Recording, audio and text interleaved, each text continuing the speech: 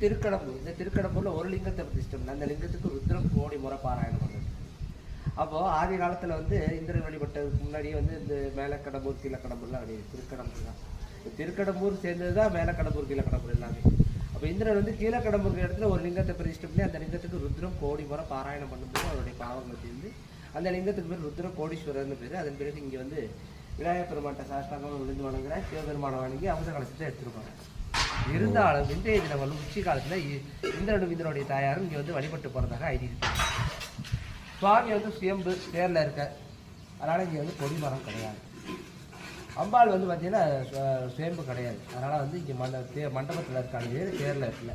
தேரோட படிக்கட்டு starting point, பின்னாடி back side end. சுவாமி இது மட்டும்தான் தேர்ல இருக்கார், அம்பாள் இல்லை. 1110ஆம் நூற்றாண்டு காலத்துல முதலாம் குலத்துவசுரன் இந்த வழியாக வரும்பொழுது கடம்ப மரம் நிறைந்த காடு, இந்த கடம்ப மரம் நிறைந்த காட்டுல தேர்ல சுவாமி இருக்கார். நல்லா கட்டணும், விரிவாக கட்டுறது. அதாவது மாட கோயில், ஓவிய கோயில், நிறைய கோயில் இருக்குது. இது கரக்கோயில கட்டணும். கரம்னா என்ன? விஜயம்னு அர்த்தம். எங்க பார்த்தாலும் தேர் முழுதுக்கும் சிற்பங்கள் நிறைந்த கோயிலாக இருக்கு.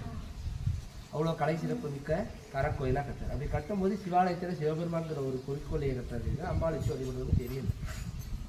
ராஜராஜ சோழன், ராஜேந்திர சோழன் காலத்தில் வரும்போது அம்பாளை வச்சு பிரதிஷ்டை பண்ணுவோம்னு சொல்லி அம்பாளுடைய நாமம் ஸ்ரீ வித்யு நாயகி ஜோதிர்மின்னம். ஸ்ரீ வித்யு நாயகினா சமஸ்கிருதத்தில் ஸ்ரீனா மகாலட்சுமி, வித்யுனா சரஸ்வதி, நாயகினா சக்தி. காலையில் சரஸ்வதியாகவும் மாலை நேரத்தில் மகாலட்சுமியாகவும், இரவு பொழுது சக்தியாகவும் கிடையாது. ஜோதிர்மின்னம் இது தமிழாகும்.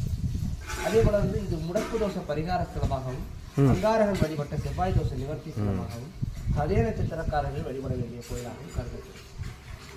முடக்குன்னா நம்ம ஜாதக கட்டணம் சூரியன் என்ற இடத்துலேருந்து 3000 கால்குலேஷன் பண்ணி ஜோதிடர்கள் இதுக்கு திருப்பூர் தனிக்காச்சலம் சென்று அவங்களுடைய சிஷியர்கள் ரிஷபானந்தாய் நிறைய எக்ஸட்ரா இருக்காங்க.